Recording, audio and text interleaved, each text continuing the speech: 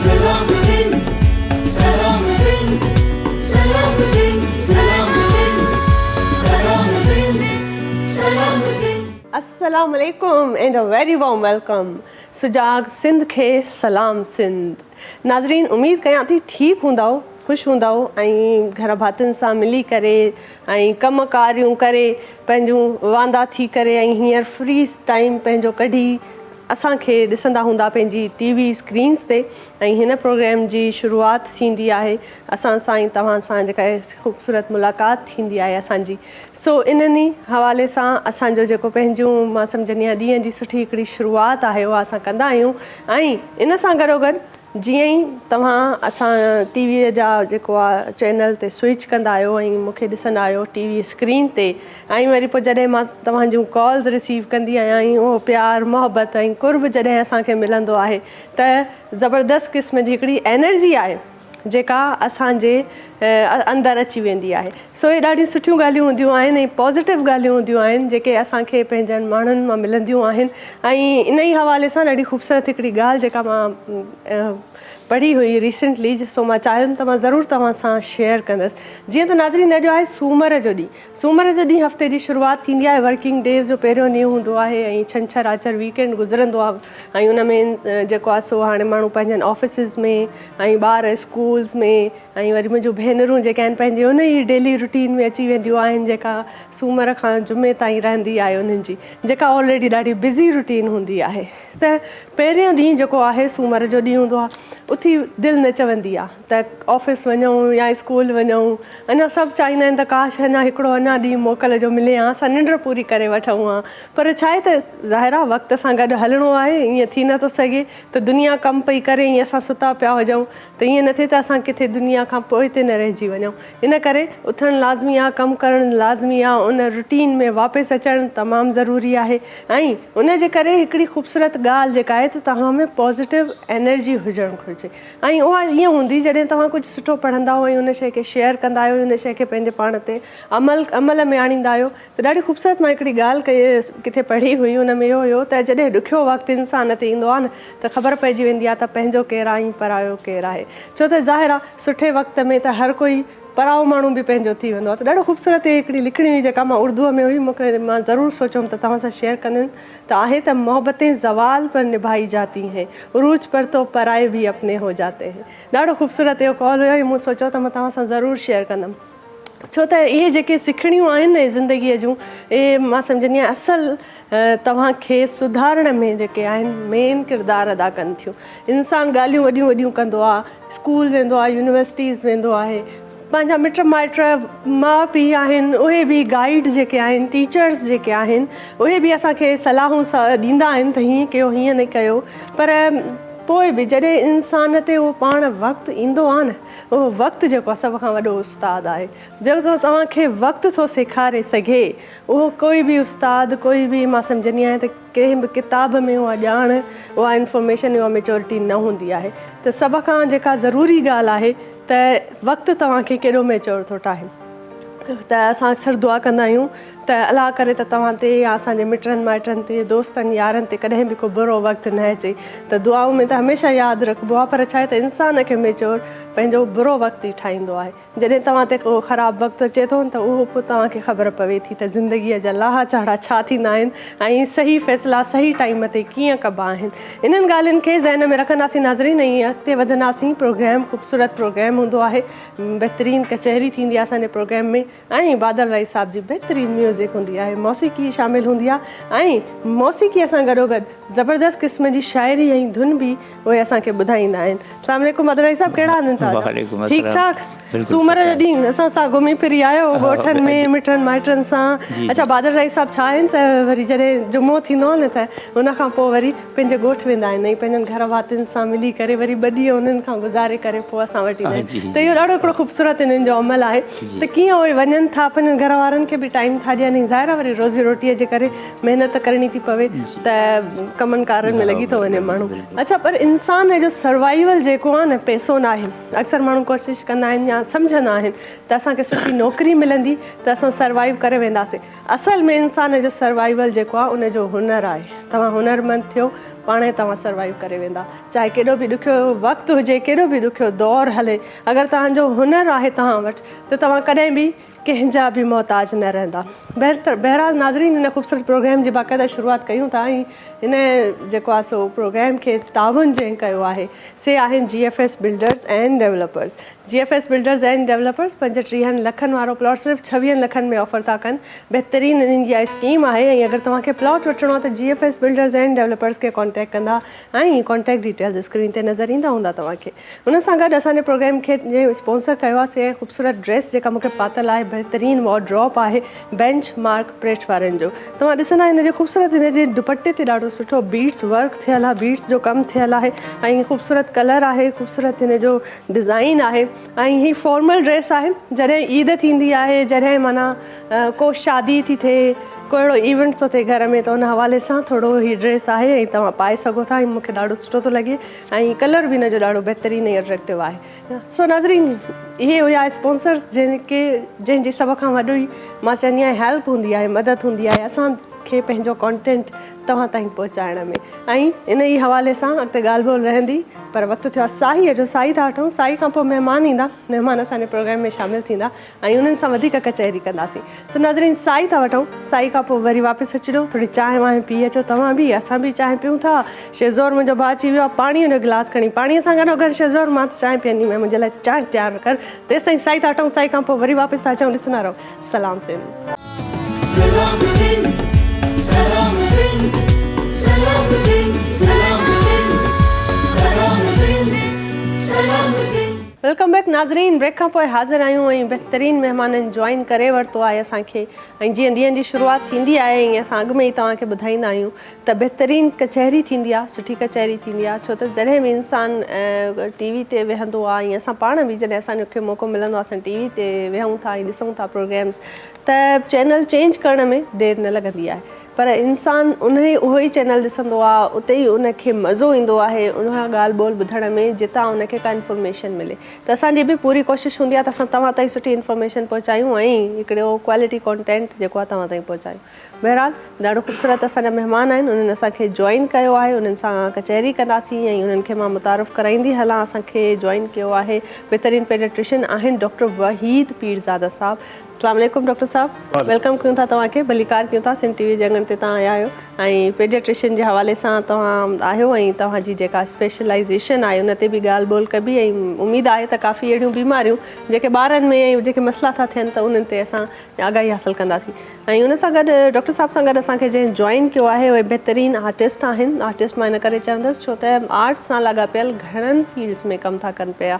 Media field में आहिनि, actor आहिनि, बहितरीनु मॉडल आहिनि ऐं ज़बरदस्त डायरेक्टर बि आहिनि ऐं उन सां गॾो गॾु ॾाढा गुड लुकिंग पंहिंजा मॉडल आहिनि, कमर्शियल्स में भी कम था कनि पिया। बहितरीन जी पर्सनैलिटी आहे। असांखे जॉइन किया है जावेद गौरी साहब। अस्सलाम वालेकुम गौरी साहब, वेलकम करते हैं आपको। क्या हाल है आपके, कैसे बड़ा करम है, दुआएं आप लोगों की। बिल्कुल ज़बरदस्त, बेहतरीन, बहुत अच्छे लग रहे हैं आप और मेरे ख्याल से बहुत सारे आपके जो फैंस हैं वो आज आपको देखकर बहुत खुश होंगे कि सुबह सुबह आप जो हैं आपको देखने को मिल जाएगा। मतलब शौक, बिल्कुल जी, शौक हो जाएंगे सरप्राइजिंगली प्लेजेंट सरप्राइज सुबह सुबह उनको मिल जाएगा। Thank you so much. बहुत बेहतरीन और नाज़रीन बेहतरीन गेस्ट जेके आहिनि उन्हनि असांखे जॉइन कयो आहे, सो हिननि सां हाणे ॻाल्हि ॿोल कबी, पर गुफ़्तगू जो आगाज़ कयूं था डॉक्टर साहब खां। डॉक्टर साहब, तव्हां खां मां पुछणु चाहींदसि त पेडियाट्रिशियन जे हवाले सां तव्हां ॿुधायो त अॼुकल्ह जे दौर में हिन वक़्तु, छो त हीउ जेको फ़िलहालु मौजूदा सीज़न आहे, कुछ इलाक़नि में थधि जहिड़ो मौसम आहे। अगरि तव्हां वञो थोरो इवन इस्लामाबाद जी तरफ़ बि वञो त उते माना रातियूं थधियूं थियूं थियनि ऐं वरी कराची जी तरफ़ था अचूं त हिते वरी ॾींहं जो कुझु हद दर्जा घणी गर्मी थी वञे। पुठियनि ॾींहंनि में हीट स्ट्रोक जहिड़ी गर्मी हुई, हीअं हाणे बि आहे, कल्ह ऐं अॼु तमामु घणी गर्मी आहे। इन्हनि मौसम जो असरु जॾहिं ॿारनि ते पए थो त ॿारनि जी ज़ाहिर इम्यून सिस्टम जेको आहे उहो वीक हूंदो आहे बनिस्बत कंहिं वॾे माण्हूअ जे, त उन ते डायरेक्ट असरु पवंदो आहे मौसम जो। अॼु हिन वक़्त जी जेके गर्मियूं आहिनि, ख़ासि तौर ते पाण कराची जे शहर में रहूं था पिया, त हिते ॿारनि जी डिहाइड्रेशन बि घणी थी पवे। गर्मीअ में पाणी पीअण जी आदत न आहे ॿारनि खे, त माण्हू जिते बि ॾींहं में जेतिरा बि 8 गिलास 7 गिलास 10 गिलास पीअणा हूंदा आहिनि ओतिरा नयूं पी सघंदा। ॿार छा, वॾो बि न आहे पी सघंदो। त तव्हां छा चवणु चाहींदा त कहिड़े क़िस्म जा घणा केसिस में कहिड़ो रेशो वधीक थो अचे अॼुकल्ह तव्हां वटि? महिरबानी अदी, सभ खां पहिरीं मां तव्हांजो ज़फ़र जो थोराइतो आहियां ऐं ख़ासि तौर ते सिंध TV जी उन टीम जो जेकी हिन वक़्त में मशगूल आहिनि पंहिंजे मां तव्हांजे लाइ थोराए थो इन करे चयुमि जो तव्हांजे हिन चैनल जे तवसत सां उन्हनि ग़रीब मारूड़नि माण्हुनि जेके कंहिं मनहनि में आहिनि कंहिं घरड़नि में आहिनि कंहिं रस्तनि ते आहिनि ऐं जेके प्रोग्राम शौक़ सां ॿुधनि था ऐं हुननि खे इहो आहे त असां का शइ सिखूं ऐं का शइ पिरायूं का शइ ॿुधूं त मां उन जे लाइ हाज़िर आहियां। अॼु हाणे सभ खां पहिरीं त तव्हां ॾाढी सुठी पाण ई ॻाल्हि कई, डिहाइड्रेशन जी बि ॻाल्हि कई, गर्मीअ जी बि ॻाल्हि कई, इम्यूनिटीअ जी ॻाल्हि कई। बिल्कुलु इम्यूनिटी तॾहिं डेवलप थींदी जॾहिं माउ जी खुराक बहितर हूंदी। छो जो तव्हां मूंखे थोरो इम्यूनिटी जे हिसाब सां माज़ी में वठी वियो। इम्यूनिटी डेवलप थींदी जॾहिं हमल सां अमड़ थिए त असां हुनखे खुराक मुतवाज़न ॾियूं ऐं उहा खुराक जेका असांजे इलाइक़े में मौजूदु आहे। सही, ठीकु आहे। ज़रूरी न आहे त असां हुनखे ॿाहिरों का शयूं घुराए ॾियूं, पर जेको बि इलाइक़े में सब्जियूं आहिनि ख़ासि तौर ते त असां ज़ोर ॾींदा आहियूं त बाबा जॾहिं अमड़ हमल सां थिए त हुन जा चेकअप्स बि थियनि ऐं हुन जे खुराक बहितर रहे त जीअं ॿार जी इम्यूनिटी ऐं ॿार जी ओसर ॿार जी पैदाइश सही नमूने सां थिए। खुराक छा हुजे, जेका बि मूं चयो त पंहिंजे ॻोठड़नि में शहरनि में जेका आम मिले थी, ख़ासि तौर ते असां ॾींदा आहियूं ज़ोर त सब्जीअ ते, छो तमामु विटामिन्स उन में था अचनि ऐं को बि फल फ्रूट ज़रूरी खाए। पहिरियों पंहिंजे लाइ पई उहा आदड़ी खाए, पर हाणे हुनजे जिस्म में हिकिड़ी ॿी जान बि आहे त यानी हुनखे थोरो वधीक खाइणो आहे त जीअं हुनखे बि असां कुझु कैलोरीज़ मुंतक़िल करे। माउ जेकॾहिं खाईंदी त माउ जो हीमोग्लोबिन बहितर हूंदो, त जेकॾहिं पाण में रत जी कमी न हूंदसि त ज़रूरु ॿार खे जेका शइ मुंतक़िल कंदी उहा बहितर हूंदी। पर जेकॾहिं ग़ैर ज़रूरी दवाऊं वठंदी त ॿार ते असरु थो पवे, ॿार वक़्त खां पहिरियों बि पैदा थी था पवनि, जंहिंखे असां ऐं अक्सरियत अॼुकल्ह यादि थी थिए, अक्सरियत यादि थी थिए। अच्छा, हाणे उन में इहो आहे त ॾिसो असांजे हर इलाइक़े में ॻोठनि में हाणे डिस्पेंसरियूं असां वटि गायनोकोलॉजिस्ट बि अची वियूं आहिनि, पर जेकॾहिं न त अल्ट्रासाउंड त हर इलाइक़े में थिए थो। असां चवंदा आहियूं त हर महीने में अल्ट्रासाउंड ॾिसो, ख़ासि तौर ते सेकेंड ट्राइमेस्टर चवंदा आहियूं, माना 3 महीननि खां पोइ, त जीअं ॿार जी असांखे ख़बर पवे त ॿार को एबनॉर्मलिटी त न आहे, ॿार जो वज़न केतिरो आहे, ॿार केतिरे क़दुरु हले थो पियो। छो जो 4 महीननि खां पोइ ॿार अंदरि ई अंदरि खुराक वठे थो पियो। हाणे जॾहिं असां 4 महीननि में ॿार खे अंदरि खुराक मिले थी पई त इते मां भेनरुनि खे हिकिड़ो पैगाम ॾींदो आहियां त पंहिंजे बचिड़े खे ॿाहिरि दॿनि ते न रखो, पर पंहिंजे खीर ते रखो। रिज़्क़ ॾियण वारो अलाह आहे। क़ुरान शरीफ़ में 3 जॻहुनि ते आहे त माण्हू पंहिंजो खीर पियारनि, यानी अलाह पाक थो चए त मां तख़लीक़ बाद में थो कयां, पहिरियों रिज़्क़ थो मोकिलियां। पर असां इन्हनि शयुनि खे पढ़ियो कोन्हे। जीअं आम हिकिड़ी ॻाल्हि अॼुकल्ह हली पई आहे, जंहिं ते मां शायदि टाइम जो त ॻाल्हाईंदुसि त इल्मु तालीम इहे आहिनि छा। हाणे जेकॾहिं माउ खे असां पहिरियां ई कॉन्शियस रखियोसीं हर शइ जी अधी तयारी आहे, असां लाहौर था वञूं त हिकिड़ी तयारी कंदा आहियूं, जेकॾहिं अमड़ खे हमल आहे त असां तयारी कयूं त असां वटि महिमान अचे थो पियो। हाणे महिमान अचे थो पियो त असां कंहिं वटि नालो लिखायूं, कंहिं डॉक्टर खां हर महीने चेकअप करायूं।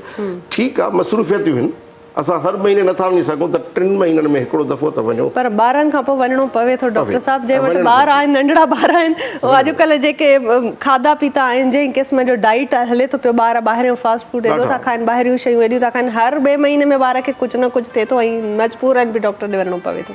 ठीकु आहे जी। हाणे जॾहिं ॿार जेकॾहिं हाणे वक़्त ते जाओ जी, 9 महीना 1 हफ़्तो जेकॾहिं पूरे टाइम ते अची वियो त अल्हम्दुलिल्लाह बहितर तरीक़ो आहे। उन में बि हिकिड़ी ॻाल्हि इहा हूंदी आहे त ॿारड़ो जल्दी रोए। जेकॾहिं ॿारड़ो देरि सां रुनो, माना हुन जे दिमाग़ खे ऑक्सीजन न मिली, त इन ॿार खे असां चवंदा आहियूं त बर्थ एस्फेक्सिया। अच्छा, हाणे बर्थ एस्फेक्सिया जंहिं ॿार खे थी, उहो अॻिते हली करे थोरो ज़हनी तौर ते डिप्रेस हूंदो। अच्छा, मतलब स्लो हूंदो, छो त हुनजो प्रोसेस अॻु में ई लेट थी वियो आहे। जेकॾहिं हुनखे असां सुठे कंहिं डॉक्टर वटि वेंदासीं त सारी इन्हनि बीमारियुनि खां बचंदासीं, जंहिंमें बर्थ में छा थी सघे थो। हिकिड़ो त झटको बि थी सघे थो। हाणे झटको हिते सिर्फ़ु बर्थ एस्फेक्सिया जे करे न, पर कॾहिं कॾहिं छा थींदो आहे त जॾहिं ॿारड़ो ॼमंदो आहे त असां कलाक जा कलाक विञाए वेहंदा आहियूं ऐं चवंदा आहियूं त चाचे जहिड़ो आहे, मासात जहिड़ो आहे, खाला ते वियो, पोइ वक़्तु असांजो उन में गुज़रंदो आहे। असां था चऊं त ॿारड़ो ॼमे विदिन हाफ आवर, अधु कलाक जे अंदरि हुनखे खीरड़ो ॾियो त जीअं शुगर लेवल मेंटेन थिए। ज़बरदस्त, बहितरीन इहा ॻाल्हि तव्हां कई आहे। इन ॻाल्हि ते कॉलर खे शामिल कंदा। कॉलर असां गॾु आहे। हेलो, अस्सलाम वालेकुम। वालेकुम सलाम जी भाउ मुंहिंजा, केरु पिया ॻाल्हायो, किथां पिया ॻाल्हायो? अब्दुल मजीद खां ॻाल्हायां पियो, शहर जुडे खां। जी जी जी, जी भाउ मुंहिंजा कहिड़ा हाल आहिनि तव्हांजा? तबियत ठीकु आहे तव्हांजी? प्रोग्राम ॾिसो पिया? अल्हम्दुलिल्लाह दुआऊं तव्हांजी, तव्हां ॿुधायो ख़ुशि ख़ैर तबियत ठीकु आहे तव्हांजी? ठीकु बिल्कुलु ठीकु। कुर्बाइन तव्हांजा प्रोग्राम ॾिठो अथव? महिमान केरु आहिनि ॾिसी चुका आहियो की न? उथंदे ई कॉल मिलाए छॾी आहे तव्हां असांखे। डॉक्टर साहब मौजूदु आहिनि, बहितरीन ॻाल्हियूं पिया कनि। तव्हांजो प्रोग्राम ॾाढो शौक़ सां ॾिसंदो आहियां। महिरबानी तव्हांजे करे ई कंदा आहियूं। जी को सवाल आहे तव्हांजो डॉक्टर साहब खां? कुझु जी डॉक्टर साहब सवाल आहे त मुंहिंजी नंढड़ी आहे, हुनखे मच्छर खाई आहे, निशान जेके आहिनि न वॾी थिया आहिनि बीठा वञनि कोन पिया। सही निशान किथे आहिनि साईं? सर हिकिड़ो त गिल ते आहिनि, हुनखे गिल ते खाई आहे न, ॿियो हथ ते खाई आहे। केरु खाई वियो आहे? मच्छर? जी हा, मच्छर खाई आहिनि सर, वॾी थिया निशान कोन पिया आहिनि। ठीकु आहे, बात महिरबानी। ठीकु आहे, तव्हां प्रोग्राम ॾिसंदा रहो ऐं डॉक्टर साहब इन ते तव्हांखे ज़रूरु जवाबु ॾींदा, त तव्हांखे उमेदु आहे त इंफॉर्मेशन मिलंदी। थैंक यू सो मच, वॾी महिरबानी। जी डॉक्टर साहब। भाउ जो सुठो सुवाल हो, पर थोरो मुंझल इन करे हुयो त हाणे मॉस्किटो बाइट जंहिंखे मच्छरनि जो चक असां चऊं था पिया, उहे त फेडेड थी वेंदा, ख़तमु थी वेंदा पाण ई। पर हाणे ख़बर न आहे त कंहिं इंसेक्ट बाइट आहे या को ॿियो आहे जंहिंजे करे उहो जेकॾहिं निशान रहिजी वियो आहे, ऐं जेकॾहिं 2 हफ़्तनि ताईं भाउ इहो निशान रहिजी वियो आहे त पोइ सिंपल तव्हां वटि जेकॾहिं कोई स्किन जो डॉक्टर आहे चमड़ी जो त ॾेखारियो, न त मां हिकिड़ो लफ़्ज़ थो वठां, पोइ तव्हां उहो वठी ऐं ॿारड़े खे तव्हां ॾींहं में 2 दफ़ा हणो, 7 ॾींहंनि ते हिते हटी वेंदा। Calamine lotion. ठीकु आहे भाउ। हाणे इहा आहे अणॾिठी ॻाल्हि, पर मोस्टली इहे जेके दाणा रहिजी था वञनि त उन्हनि खे इहो एंटी हिस्टामिन बि आहे, एलर्जी बि हटाईंदो ऐं दाणनि खे बि ख़तमु कंदो। पर अगरि 2 हफ़्तनि खां वधीक थी वियो टाइम त बहितर आहे त कंहिं डॉक्टर खे वञी तव्हां ॾेखारियो। हर दाणे जी पंहिंजी पहचान आहे। बिल्कुलु। हिकिड़ी ॿी कॉल बि शामिल था कयूं। हेलो, अस्सलाम वालेकुम। वालेकुम अस्सलाम। जी भाउ, केरु पिया ॻाल्हायो? किथां पिया ॻाल्हायो? बाजी कहिड़ा हाल आहिनि? ख़ुशि आहियो? कहिड़ा? ठीकु ठाक बिल्कुलु भाउ मुंहिंजा। प्रोग्राम ॾिसो पिया? जी बाजी जी प्रोग्राम बहितरीन हली रहियो आहे। बिल्कुलु महिरबानी। को सवाल करणु चाहींदा असां सां गॾु? महिमान वेठा आहिनि। जी बाजी असांजो डॉक्टर साहब सां सवाल आहे। जी प्लीज़ डॉक्टर सवाल कयो। जी असांजो जेका तक़रीबन बाजी दिमाग़ी मसइलो आहे, याददाश्त बि असांजी जेका तक़रीबन माना घटि रहे थी ऐं असांखे तमामु निंड अचे थी, ऐं जेको असांजा मथे जा वार बि छणनि था, ऐं असांखे जेको आहे तक़रीबन माना दिमाग़ी हालत ऐं कननि खां बि घटि ॿुधूं था। इहो डॉक्टर साहब जो सवाल आहे। निंड अचे थी मुंहिंजे ख्याल में, निंड मसइलो आहे। जी महिरबानी भाउ, महिरबानी। तव्हां प्रोग्राम ॾिसो था पिया। हाणे तव्हांजा जेके इहे सिम्टम्स या जेके ॻाल्हियूं आहिनि, इहे आहिनि जेको असां हाणे इम्यूनिटी ते ॻाल्हायूं पिया। तव्हां पंहिंजी खुराक बैलेंस रखो, तव्हां प्रॉपर पंहिंजो टाइम वठो आराम जे लाइ। असां ॾिसो त रातियुनि खे ॾींहुं करे छॾियो आहे, ॾींहं खे राति करे छॾियो आहे। जहिड़ो अलाह सां आहे, अलाह सां राति ख़लकी त आराम कयूं। असां राति जो वेही था कचहरियूं कयूं, दोस्तनि सां ॿाहिरि जेके बारबेक्यू खाऊं, पोइ उन में निंड कोन थी अचे, मैदे जूं बीमारियूं। ख़ालिस माण्हू खाए, ॿाहिरि जी खाधो अवॉइड करे ऐं इम्यूनिटी सिस्टम खे मोस्टली मूंखे लॻे थो तव्हां में ज़िंक जी डिफिशिएंसी घणी आहे, जंहिंजे करे हेयर फॉल ख़ासि तौर ते थिए थो पियो। त ज़िंक सप्लीमेंट तव्हांखे मुख़्तसिर ॿुधायां त तव्हां चीकू खाओ ऐं खजूर खाओ। 4 शयूं में मिलंदियूं, तव्हांखे सुकून में मिलंदो ऐं तव्हांजी बुख बि वधंदी ऐं तव्हांखे काफ़ी फ़ाइदो। बहितरीन तव्हांखे डॉक्टर साहब जेके आहिनि से ॿुधायूं आहिनि शयूं, ऐं तव्हां ज़रूरु इन शइ ते अमल कजो। वॾी महिरबानी तव्हांजी तव्हां कॉल कई। जी हीअं वञूं था जेको आहे गौरी साहब जी तरफ़। जावेद गौरी साहब, आप जो है हम बहुत अच्छी बातें चली थी, डॉक्टर्स की कॉलर्स भी आ गए सुबह बड़ी हमारी आवाम बड़ी एक्टिव है कि जो है बिल्कुल माशाल्लाह। तो ये हमारा मोहब्बत है हमारे सिंध की, और जो है ये लोग हमें देखते हैं, प्यार करते हैं, मोहब्बत करते हैं।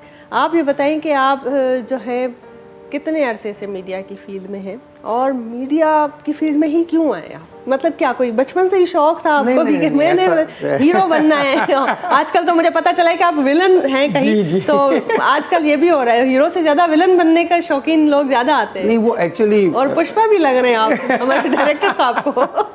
नहीं, बात ये नहीं है। बात ये होता है कि जो कैरेक्टर होता है उसके हिसाब से बंदे को देखा जाता है ना। जी बिल्कुल। अब बात ये है कि कुछ कैरेक्टर मेरा ऐसा है, कुछ गेटअप मेरा ऐसा है। अच्छा। कि अब वो कहीं मैं हीरो नहीं जा रहा, बोले भाई विलन पे ही आएंगे आप। विलन। अच्छा, काम तो आपको पता है, अगर फिल्म हो या ड्रामा हो तो 3 लोगों का होता है, एक हीरो, हीरोइन और विलन। और सबसे ज्यादा चैलेंजिंग कैरेक्टर विलन का होता है ना। अभी जो लास्ट मूवी कर रहा हूँ तलाश, अच्छा, तो बड़ा अच्छा कैरेक्टर है, उसमें भी विलन हूँ, लेकिन बहुत आखिर में जाके सस्पेंस खुलेगा उसके अंदर ना मेरा।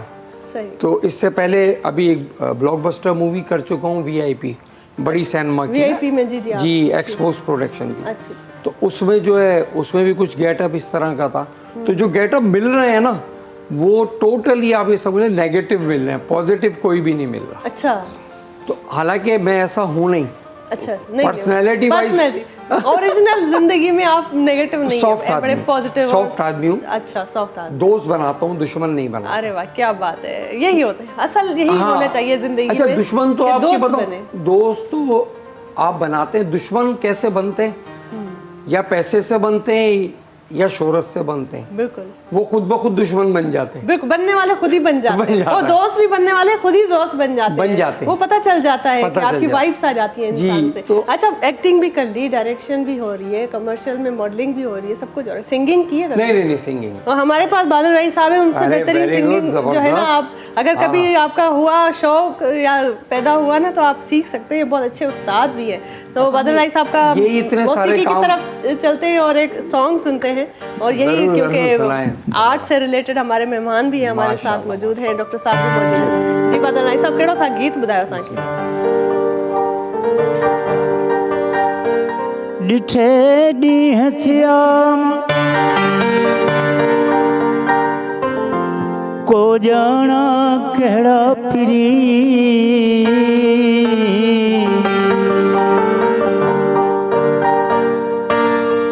डिठे ॾींहं थिया को ॼाणा कहिड़ा पिरी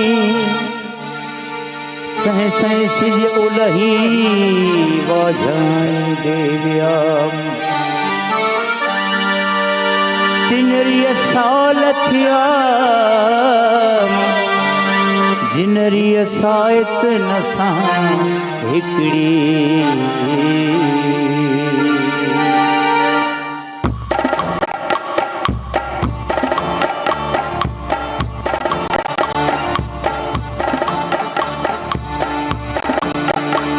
दिलड़ी वनी आफाती दिलदार बेखबर सां दिलड़ी वनी आफाती दिलदार बेखबर सां गुल सां न थे लगी सा गुल सां न थे लगी सा अटकी वनी पत्थर सां दिलड़ी वनी आफाती दिलदार बेखबर सां गुल सां न थे लगी सा अटकी वनी पत्थर सां दिलड़ी वनी आफाती दिलदार बेखबर सां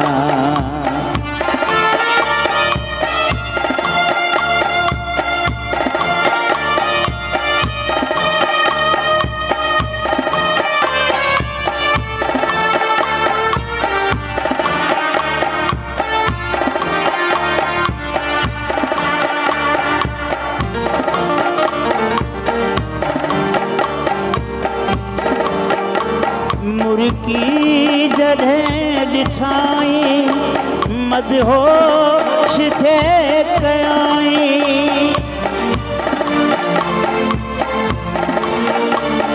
मुर्की जॾहिं ॾिठाई मदहोश थे कयाई ज़ख्मी करे विधाई ज़ख्मी करे विधाई गुफ्तार जे खंजर सां ज़ख्मी करे विधाई गुफ्तार जे खंजर सां दिलड़ी वनी आफाती दिलदार बेखबर सां गुल सां न थे लगी सा अटकी वनी पत्थर सां दिलड़ी वनी आफाती दिलदार बेखबर सां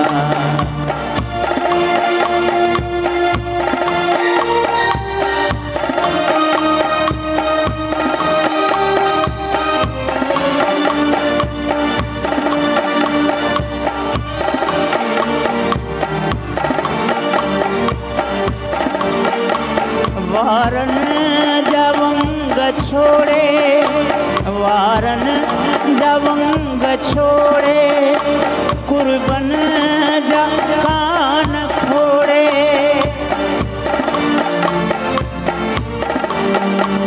वारन जवंग छोड़े, कुर्बन जा कान खोड़े, दिल खे वयो वकोड़े, दिल खे वयो वकोड़े, नैणन जी हिक नज़र सां दिलड़ी वञी आफाती, दिलदार बेखबर सां गुल सां नथे लगी सा, गुल सां नथे लगी सा, अटकी वञी पत्थर सां दिलड़ी वञी आफाती, दिलदार बेखबर सां।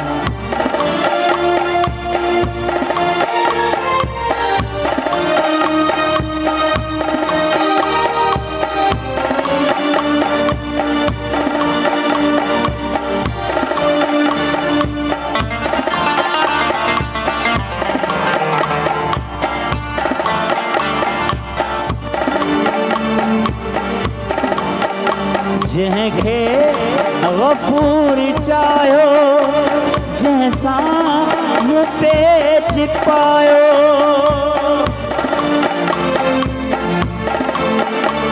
जंहिंखे गफ़ूर चाहियो, जंहिंसां मूं पेच पायो, सिक जो पनो पढ़ायो, सिक जो पनो पढ़ायो, हुन ज़ेर ऐं ज़बर सां सिक जो पनो पढ़ायो, हुन ज़ेर ऐं ज़बर सां दिलड़ी वञी आफाती, दिलदार बेखबर सां गुल सां नथे लगी सा, गुल सां नथे लगी सा, अटकी वञी पत्थर सां दिलड़ी वञी आफाती, दिलदार बेखबर सां, दिलदार बेखबर सां। कमाल, दिलड़ी वञी आफाती, दिलदार बेखबर। जवाब नहीं, माशाल्लाह, जबरदस्त, बेहतरीन बेहतरीन। बहुत दर्द है आपकी आवाज में जी। और दर्द जब पैदा होता है जब इश्क में मार खाया होता है। आय हाय, कितनी बार खाया है ये नहीं बताते, बस खाया हुआ है, लेकिन कितनी बार खाया है ये नहीं बताते। दिलार भाई माशाल्लाह माशाल्लाह, बड़ा नाज़रीन, आप वक्त- दिल से गाते हैं माशाल्लाह, दिल से जबरदस्त गाते हैं। बेहतरीन। साई वठूं था नाज़रीन, वक़्तु थियो साईअ जो, साई खां पोइ वरी हाज़िर थींदासीं। ॾिसंदा रहो सलाम सिंध। सलाम सिंध सलाम सिंध सलाम सिंध सलाम सिंध सलाम सिंध सलाम सिंध। वेलकम बैक नाज़रीन, ब्रेक खां पोइ हाज़िर आहियूं। बहितरीन महिमान असांखे जॉइन कयो आहे, उन्हनि सां ॻाल्हाईंदा आहियूं ऐं ॻाल्हि ॿोल सां गॾोगॾु जॾहिं तव्हां जूं कॉल्स ईंदियूं आहिनि ऐं उहे सवाल कंदा आहिनि, सो उन मां ॾाढो हिकिड़ो घणो कुझु सिखण खां मिलंदो आहे असांखे बि। बहितरीन ॻाल्हि ॿोल हले पई ऐं जेको आहे गौरी साहब बहितरीन आर्टिस्ट बि आहिनि ऐं डायरेक्शन बि कंदा आहिनि ऐं मीडिया जी फील्ड सां काफ़ी आर्ट खे सम्झनि था, इन करे शायदि उहो मौसीक़ीअ खे बि वधीक सम्झनि पिया। जॾहिं बादल रईस साहब जो कलाम ॿुधोसीं त उहो जेको आहे सो उन आवाज़ में ढकियल छुपियल जेको दर्द हो इन्होंने उनखे भी सुञाणे वरितो। गौरी साहब, आपने कितने धोखे खाए कि आपने बस सुनकर ही आपको वो दर्द नजर आ गया, आप उनकी आवाज़ में छुपा हुआ? हर आदमी धोखा खाता है, खाली जी, ये मैं तो है। उसमें शामिल नहीं हूँ। अच्छा, ये भी जरूरी है, ये धोखा खा खा कर ही इंसान में चोर होता है। डेफिनेटली बात है ना। और कोई ये कहे मैंने धोखा नहीं खाया है, अच्छा धोखे खा के फिर वो धोखा देना भी शुरू कर देता है। आपने दिया है ये धोखा? नहीं मैं नहीं देता धोखा ना। देखिए मैं एक बात बताऊं, लेकिन धोखे खाते हैं लोग, जी, हर आदमी खाता है। वो कहता है जी मेरे साथ ऐसा नहीं हुआ, होता है ऐसा, और ये लाइफ का हिस्सा है, इसमें आप डिनाई नहीं कर सकते ना। तो जैसे अभी दिलदार भाई जी माशाल्लाह आवाज़ ने तो उनकी जो है हिला के रख दिया ना, तो बड़ा दर्द था इनकी आवाज़ में। मैं समझ गया कि इन्होंने अच्छा, तो दिल टूटा है आपका फिर इसका मतलब? दिल तो टूटते हैं ना। अब अच्छा ये क्या बात हुई, धोखे भी मिलते हैं, दिल भी टूटते हैं, वो मतलब ये होता है- आप जो है ना ये डिप्लोमेसी पॉलिटिक्स जो है ना, आप कहीं हमारे शो में पॉलिटिक्स नहीं चलती नहीं पॉलिटिक्स की बात नहीं है। देखिए मैंने आपसे शुरू से कह रहा हूँ, जी ऑनेस्टली कह रहा हूँ कि दिल टूटते हैं, आपके धोखे मिलते हैं। हाँ हाँ जी टूटे हैं, बहुत जगह कितनी बार टूटे टूटा हैं, है? एक बार, दो बार, बहुत जगह टूटा है। बहुत जगह टूटा है। मतलब आप उसको काउंटिंग करने बैठेंगे तो शो खत्म हो जाएगा। फिर जुड़वाया कहीं से या बस वो फिर शादी अभी के तक बाद टूटा जुड़ हुआ गया। है। वो फिर जुड़ गया, चलो वो ये भी शादी अच्छी के बात बाद वो जुड़ गया ना, बहुत तो वो जुड़ के ही चल रहा है जैसे ना अब तक, जबरदस्त। अल्हम्दुलिल्लाह। है। माशाल्लाह तो इस माशाल्लाह। रब का बड़ा करम है उस मालिक। अच्छा जैसे हम बात करते हैं जोक सपाट, अभी तो हंसी मजाक चल रहा था, लेकिन इश्क मोहब्बत ये भी एक फ़लसफ़ा है और ज़िंदगी का हिस्सा है। और मैं समझती हूँ कि इंसान अगर आर्टिस्ट है तो वो ऐसा हो नहीं सकता कि वो इन जज्बात को समझे नहीं। मैं भी यही कहने वाला हूँ कि आप जब तक दुख में मुब्तला नहीं होंगे ना, दुख कहते हैं जिसको, जी जी, आप आर्टिस्ट नहीं बन सकते। वाह क्या बात है। अच्छा लोग ये समझते हैं फिर डॉक्टर बन जाते जो हंसने ये हमें फिर बहुत हम आर्टिस्ट फिर लोग डॉक्टर बन जाते हैं कि चलो उस काम को छोड़ो, पढ़ लो और कुछ बन जाओ। नहीं वो एक चैप्टर अलग है। जी जी बिल्कुल। लेकिन आप लोग देखते हैं जो बहुत हंसा रहा होता है ना, वो अंदर से इतना टूटा हुआ होता है, इतना टूटा हुआ होता है कि ऐसा ही- आप सोच ऐसा नहीं ही है, ऐसा ही है, सकते। बिल्कुल और ऐसा ही एक्टिंग का भी यही है कि जो बहुत टूटा हुआ होगा ना, वो आपको एक्टिंग करके दिखाएगा। वाह, वाह, क्या बात है। अच्छा एक्टिंग में किसको देखकर आप इंस्पायर होते थे कि भाई मुझे जाना है और मुझे इस एक्टर के जैसा काम करके दिखाना है? असल मैं बताऊँ, मैं किसी से इंस्पायर नहीं हूँ। अच्छा कोई मैं- फेवरेट एक्टर नहीं था आपका क्या? नहीं, मैं अपनी पहचान खुद बनाना चाहता हूँ। इससे पहले भी मैं एक शो में था, वहाँ भी मुझसे मतलब मैं किसी को देख के उसकी कॉपी करना या नहीं कॉपी नहीं, लेकिन हाँ। एक इंसान का होता है ना कि मैं इसका फैन हूँ, तो आपको मैं अपने आप का motivation fan हूँ। मिली। अरे वाह क्या मैं बात है। अपने आप का फैन ये बहुत अच्छी बात की। आज के दौर में इंसान ये कर लेना वो भी बड़ी बात मैं है अपने आप कि का अपने fan आप का फैन बन जाओ। हाँ। और ये बहुत मैं देखती हूँ कि हमारे नौजवानों में जब मायूसी का तारी हो जाती है और वो अक्सर ऐसे औकात हमें ख़बरों पे भी मिलते हैं कि जो है वो सुसाइडल केस आ जाते हैं, नाउम्मीद हो जाते हैं, मायूस हो जाते हैं लोग ज़िंदगी से। तो सबसे अच्छा यही है कि आज के दौर में आप अपने फ़ैन बन जाओ, अपने आप से प्यार करो और एक वो फिर कॉन्फिडेंस आप में बिल्ड होता है, वो बहुत ज़्यादा अतराफ ज़रूरी के है। लोगों से भी प्यार करें आप। बिल्कुल हाँ जी, देखिए इज्जत देने वाली अल्लाह की ज़ात है। बिल्कुल ऐसे। आप नीचे से इज्जत करेंगे ना, नीचे से छोटे से बंदे से, तो अल्लाह खुद ब खुद आपको इज्जत देगा। बहुत अच्छी बात, बहुत बेहतरीन बात की आपने। डॉक्टर साहब जी तरफ़ वञूं था। डॉक्टर साहब तव्हां ज़िक्र कयो अॻु में ॾाढो इम्यूनिटी सिस्टम ते असां ॻाल्हायोसीं। अच्छा ॿारनि ते तव्हां चयो त जेके ॿार वरी पोइ थोरो सो लेट रोअंदा आहिनि, अचण सां ई त उहे थोरा स्लो थी वेंदा आहिनि। अक्सर वरी अहिड़ा अॼुकल्ह ॾाढो ॿारनि में इहो इशू थी वियो आहे त खाइनि पीअनि नथा। मतिलबु मुंहिंजे घर में ई मुंहिंजा भाइटा आहिनि नंढड़ा, 1.5 साल जा, 2 साल, 3 साल, 4 साल जी उमिरि आहे, पर अॻु में ॿार जो का डाइट हूंदी हुई उहो खाइबो, खिचड़ी ठहंदी, साबूदाना जो कुझु हूंदो, केलो खाराइबो ॿारनि खे, फ्रूट्स खाराइबा हुया।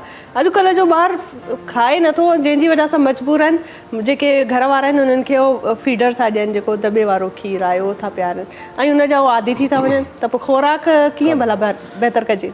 अदी हाणे ॾिसो त इहो सॼो माहौल जो असरु ॿार ते पवे थो। अच्छा चवंदा आहिनि त बच्चे के लिए पहली दरसगाह माँ की गोद है, वाह याद रखिए। वाह एग्जैक्टली बिल्कुल मैंने एक बात की थी कि अल्लाह पाक का रिज्क जब पेट में दे रहा है तो बाहर भी देगा, देगा बेशक। लेकिन वजूहात हैं कि कुछ माएँ कहती हैं कि मुझे दूध नहीं आता, या अक्सर ये होता है कि वो कहते हैं कि भाई 3 दिन के बाद दूध उतरेगा, अल्लाह से झगड़ा है।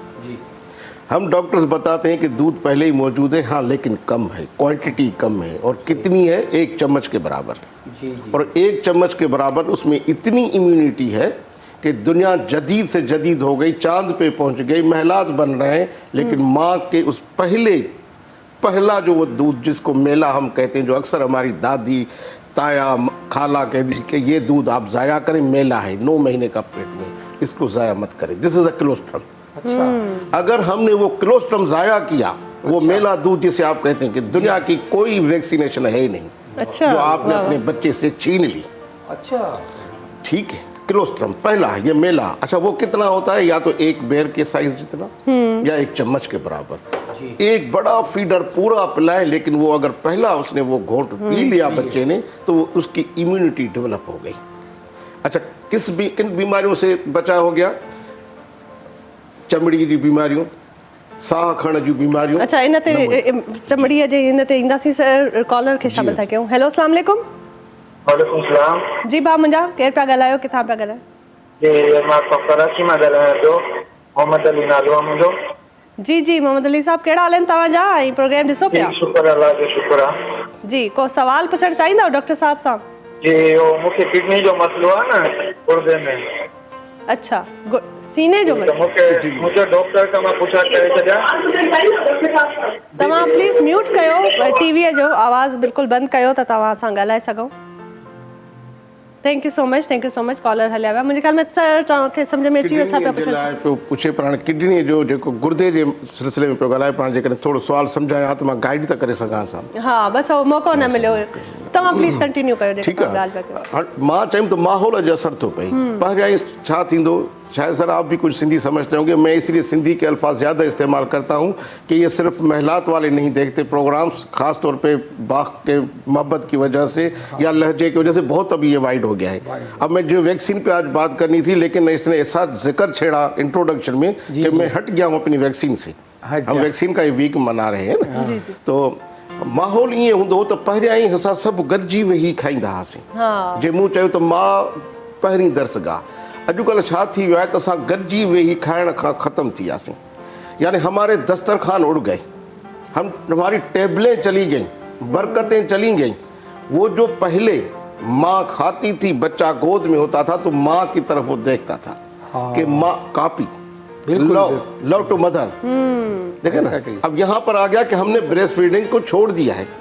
हमने बहन ने बात की ना कि फीडर ने दे दिया। अब वो फीडर को देखेगा, माँ का चेहरा तो उसने पहचाना ही नहीं। वरना 2 महीने के उम्र में जब बच्चा 2 महीने पे आता है तो सबसे पहले इस दुनिया में माँ को रिकॉग्नाइज करता है कि मेरी माँ।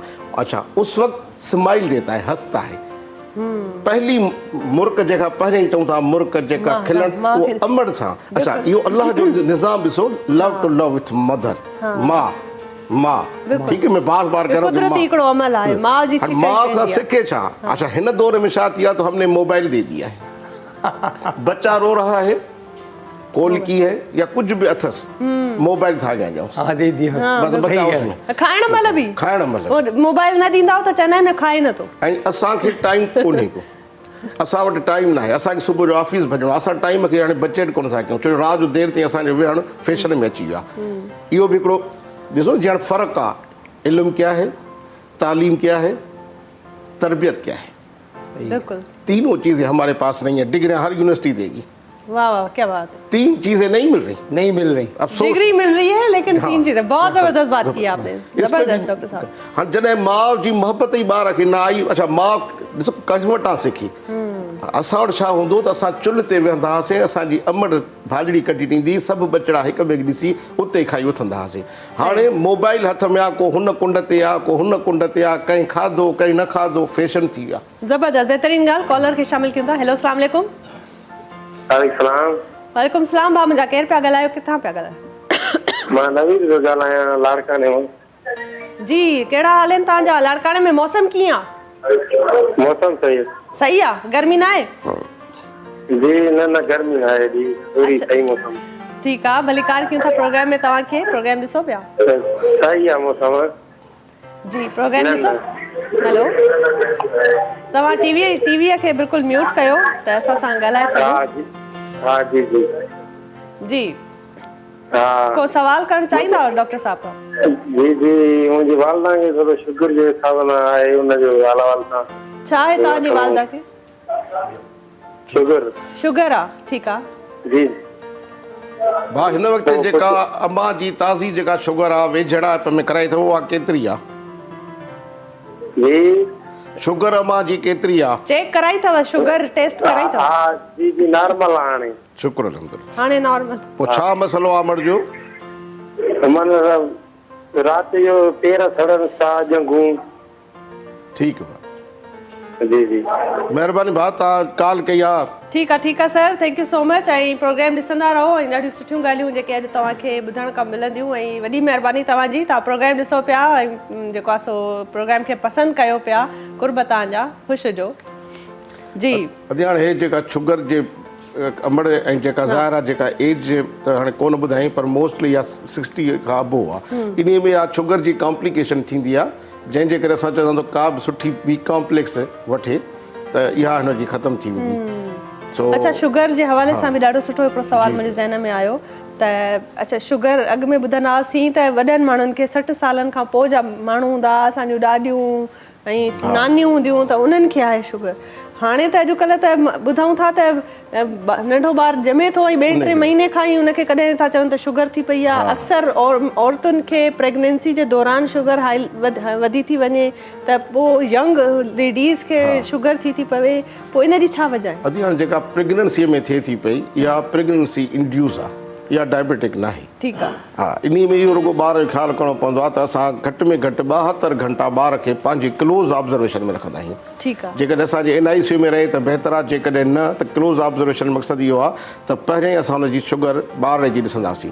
जेकॾहिं शुगर घटि अथसि त असां हुनखे उहा ट्रीटमेंट ॾींदा आहियूं। हाणे माना हिकिड़ा नंढड़ा ॿारनि खे जॾहिं थिए थो त उहो सम्झ में ॻाल्हि नथी अचे, पोइ वरी अवरली हिकु घंटे खां पोइ असां उहा टेस्ट कंदा आहियूं जेसि ताईं वञी उनजी शुगर लेवल नॉर्मल अचे।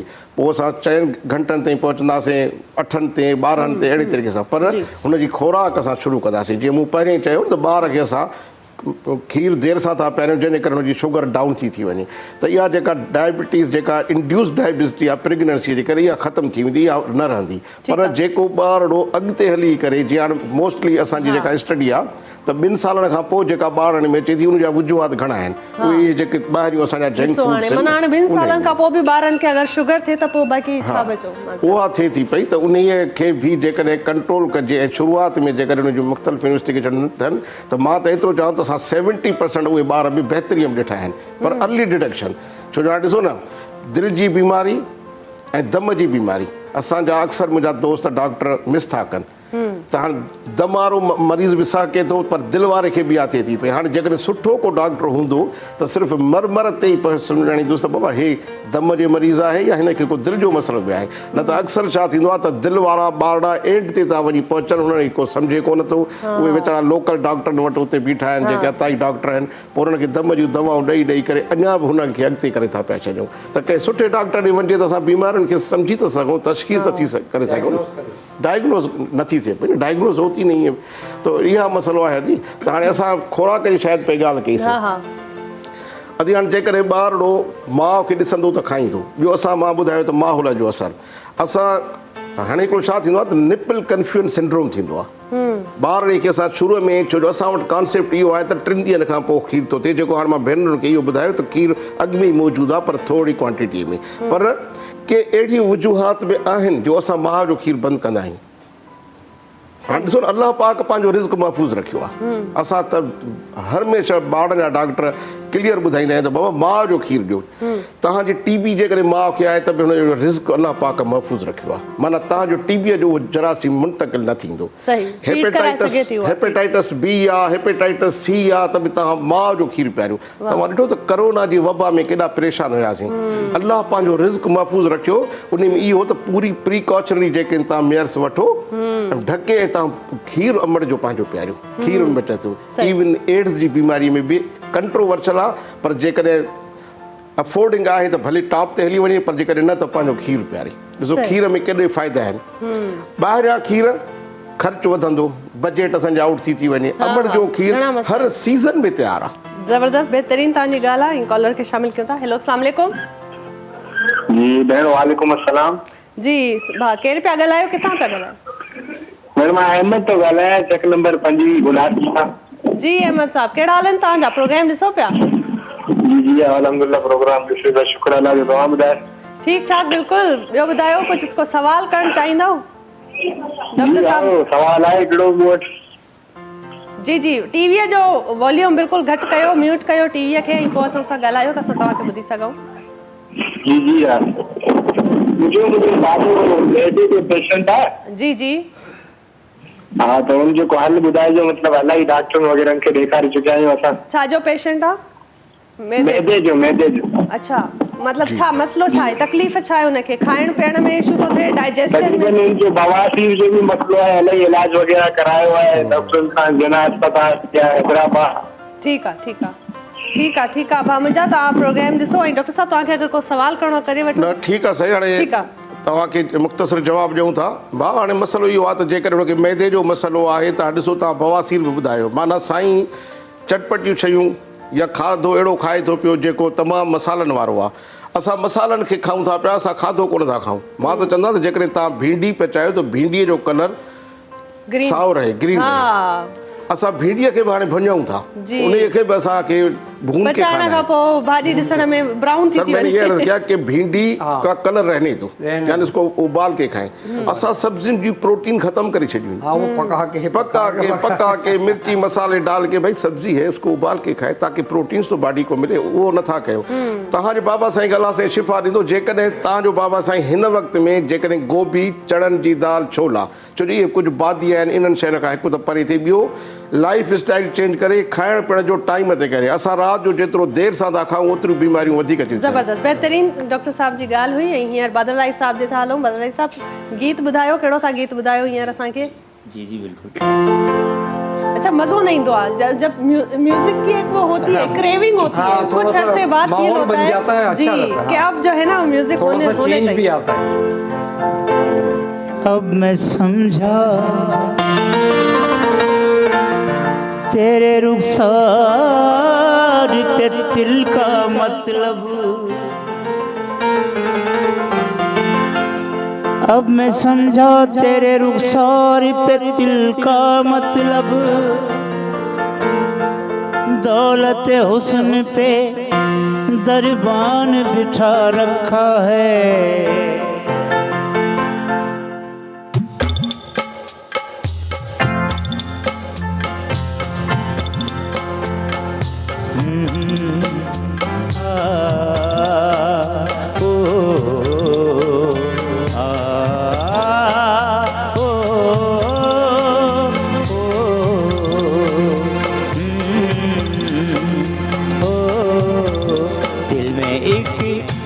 लहर सी उठी है अभी, दिल में एक लहर सी उठी है अभी, कोई ताज़ा हवा चली है अभी, दिल में एक लहर सी उठी है अभी।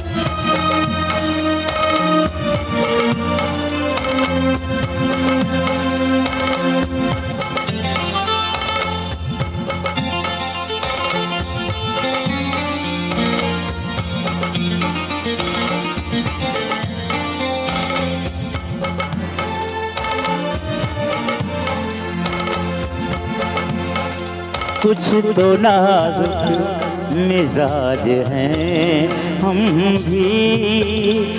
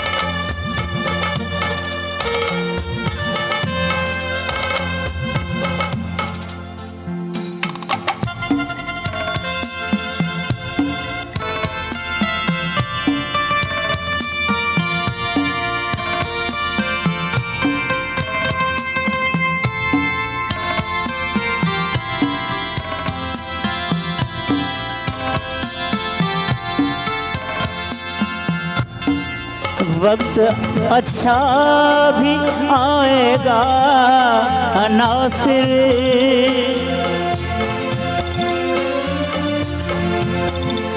वक्त अच्छा भी आएगा नासिर, वक्त अच्छा भी आएगा नासिर। गम न कर जिंदगी पड़ी है अभी, गम न कर जिंदगी पड़ी है अभी। कोई ताज़ा हवा चली है अभी, दिल में एक लहर सी उठी है अभी, दिल में एक लहर सी उठी है अभी, दिल में एक लहर सी उठी है अभी।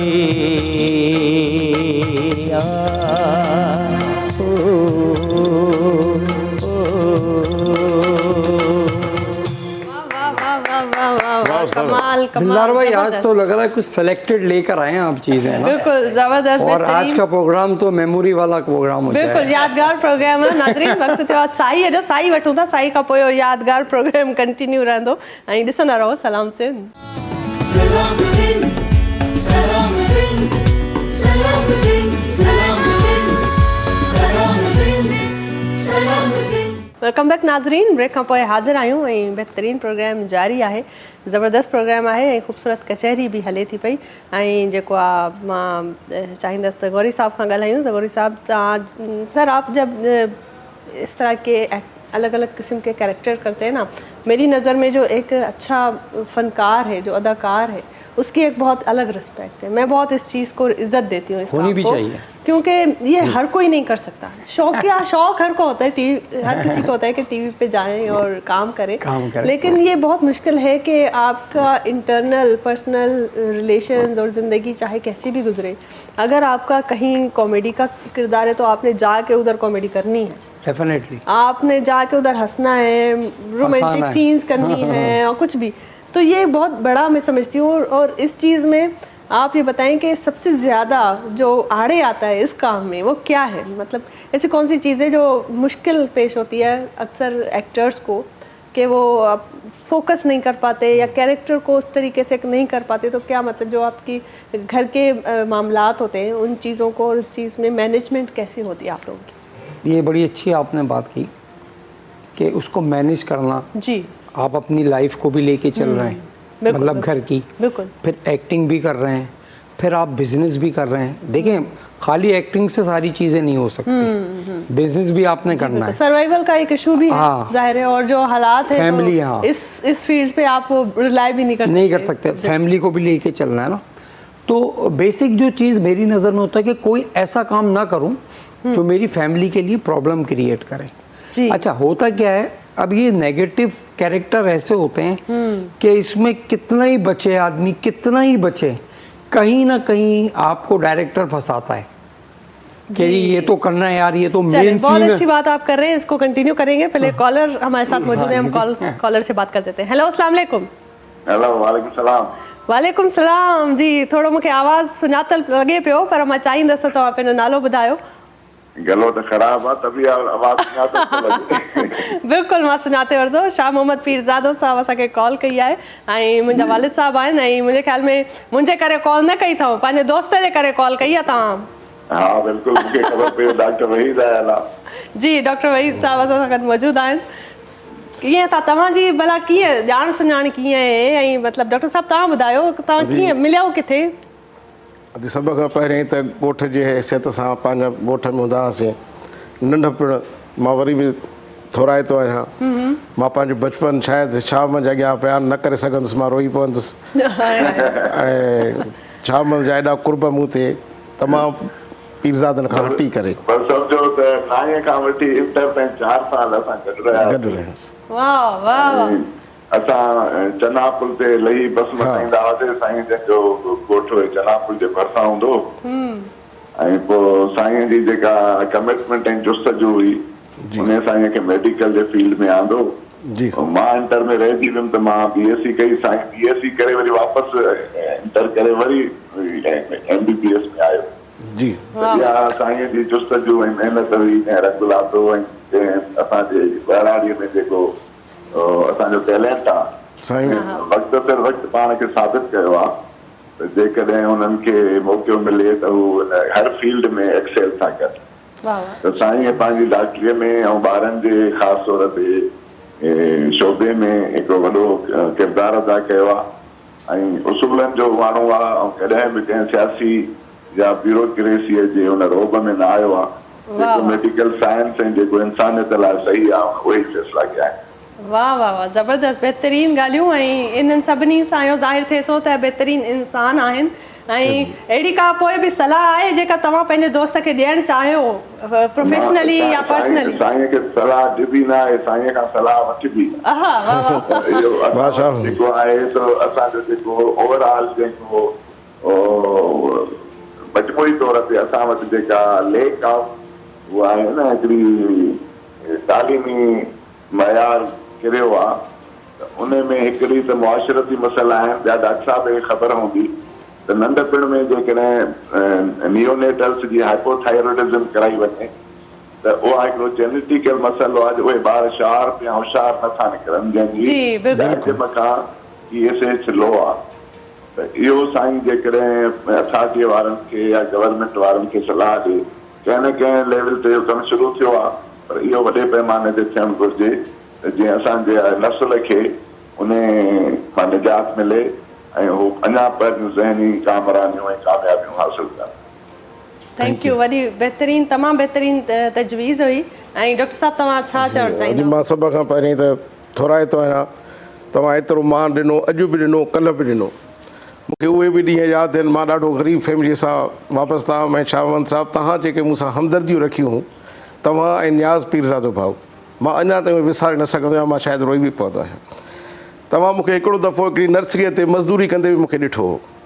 मूंखे माज़ीअ में तव्हां वठी आया हो, ऐं मूंखे तव्हां उतां पंहिंजी साइकिल ते विहारियो हो, मूंखे ॾोकिरी वठी आया हो। तव्हांखे यादि हुजे न हुजे, मूंखे हर शइ यादि आहे। साइकिल जो सफ़र त यादगार हूंदो। साइकिल न वरी अयाशी हूंदी। हर हिक खे साइकिल न हूंदी, असां त पंधु बि वियासीं ॾोकिरीअ ताईं, पर साईं खे साइकिल ई साईं ज़ाहिर हिकिड़े सुठे ख़ानदान सां। ऐं उहा साइकिल मुंहिंजे ॾाॾे वारी त न हूंदी आहे, ज़बरदस्त, उहा अॼु बि असांजे ॻोठ में आहे, हुन घर में उहा साइकिल आहे, असां हुनखे बिल्कुलु ख़्याल सां रखियो आहे। बादशाह तब्दील न थियो आहे, उहे ई मोहबतियूं अथसि, उहे ई मोहबतनि भरियो इंसानु आहे। बादशाह अहमद इन थायरॉइडिज़म जे इन ते मां ॾाढो कमु कयो आहे। हाणे लास्ट बि मां हिकिड़ो ॿुधायोमांव त हिकिड़े आर्मी पब्लिक स्कूल में असांजी मीटिंग थी आहे ऐं मां उन में ॾाढो इहो कमु कयो आहे। मां इन तव्हांखे ॿुधाईंदुसि। हाणे शायदि नेक्स्ट में जून में एक्सपेक्टेड आहे त असां CM साहिब सां मिलूं, पर इन खे ॻाल्हि खे असां अॻिते था आणियूं पिया त छो जो पोलियो मीज़ल्स सभिनी शयुनि खे अॻिते आंदो वियो आहे, ब्रेस्ट फीडिंग खे, त इहे शयूं छो नथा पिया आणनि। ऐं ॾाढो आहे मसइलो, त इन इंशाल्लाह ताला मां इहो तव्हां सां पर्सनली बि कॾहिं वेही इन ते ॻाल्हाईंदुसि ऐं इंशाल्लाह ताला इहो जून में मसइलो हल थी वेंदो। बिल्कुलु thank U for calling, thank U for calling. महिरबानी वॾी महिरबानी थैंक यू जी। ॾाढी का सुठी ॻाल्हि आहे, सुठी तजवीज़ आहे जेका ॾिनी। ऐं अबू पंहिंजी बि ॾाढी हमेशह सॼी ज़िंदगी कोशिशि कंदा आहिनि, हींअर बि कंदा आहिनि जेॾो थी सघे त सोसाइटी जेका डेवलपमेंट में को पंहिंजो किरदारु अदा करे सघे माण्हू। अच्छा, जेको इहो तव्हां चयो पिया आहियो, मां चाहींदसि त थोरो डिटेल में ॿुधायो त जेके असांजा नाज़रीन आहिनि उन्हनि खे बि इहा ॻाल्हि सम्झ में अचे त मतिलबु थायरॉइड जी बीमारी ॿारनि में थी थिए या मतिलबु ओवरऑल तव्हां था चओ त ओवरऑल हिन जो को थिए घुरिजे? जी हाणे ॾिसो त ॿारनि में अक्सर थी थिए पई, जॾहिं ॿार ॼमे थो पियो त हिकिड़ा सिम्टम्स हूंदा आहिनि जेके असां महसूसु कंदा आहियूं। पहिरियों त जेकॾहिं ॿार खे 3 ॾींहंनि खां पोइ जॉन्डिस थी थिए, जॉन्डिस न चवां, साई चवां, किथे साई था चवनि, सावल था चऊं, जेकॾहिं इहा थी थिए पई त असां जो हिकिड़ो पैगाम हूंदो आहे हर डॉक्टर खे, ख़ासि तौर ते पीडियाट्रिशियन खे, पर हर डॉक्टर खे, त जेकॾहिं तव्हांजे क्लिनिक में ॿारड़ो थो अचे ऐं उनखे या साई आहे, सावल आहे, त तव्हां हुनजो जेकॾहिं सीरम बिलीरुबिन करायो था पिया त उन सां गॾोगॾु तव्हां थायरॉइड जो टेस्ट करायोसि। ॿियो न त TSH त करायो हिकिड़ो, थायरॉइड स्टिमुलेटिंग हार्मोन आहे। ऐं जेकॾहिं उहो असां पिक कयोसीं त हिनखे जी TSH वधियल आहे या घटि आहे, त उन हिसाब सां असां ॿार खे इलाजु ॾींदासीं, हिदायतूं कंदासीं, त उहो ॿारड़ो हमेशह लाइ बची सघे थो। न त जेकॾहिं हाइपोथायरॉइडिज़म जेकॾहिं उन वक़्त में डेवलप कयईं थियुसि त इहो ॿारड़ो अॻिते हली ॾाढा मसाला पैदा थो करे। टाइम घटि आहे, मां शॉर्टली इहो ॿुधायो त इन ॿार में कॉन्स्टिपेशन यानी कब्ज़ी बि थिए थी पई, हुनजो स्ट्रक्चर ॾाढो शॉर्ट स्ट्रक्चर ॿार थियनि था पिया, हुनजो पेट वधी थो पियो अचे, नेज़ल डिप्रेशन थी थिए पई, हिकिड़ी नंढड़ी टेस्ट जे करे असां उहे ॿार बचाए सघूं था। बहितरीन, इंशाल्लाह इन ते कमु कबो। ऐं कॉल हिकिड़ी शामिल कयूं था प्रोग्राम में। हेलो, अस्सलाम वालेकुम। वालेकुम सलाम। बा मुंहिंजा केरु पिया ॻाल्हायो, किथां पिया ॻाल्हायो? जी चांडिया साहब, कहिड़ा हाल आहिनि तव्हांजा? प्रोग्राम ॾिसो पिया?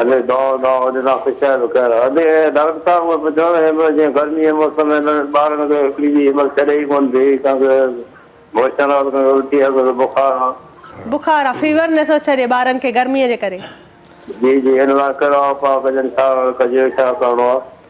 ठीकु आहे, वधीक तव्हांखे डॉक्टर साहब ॿुधाईंदा, पर मुंहिंजी हिकिड़ी तजवीज़ आहे या सलाह आहे त अगरि तव्हां जेको पाणी पियो था घर में बॉइल करे पियो था, ॿारनि खे पाणीअ जो ख़ासि ख़्यालु रखो त जेको आहे सो ॿार जी सिहत सुठी रहंदी। त बॉइल करे पाणी सुठो पीआरियो ॿारनि खे।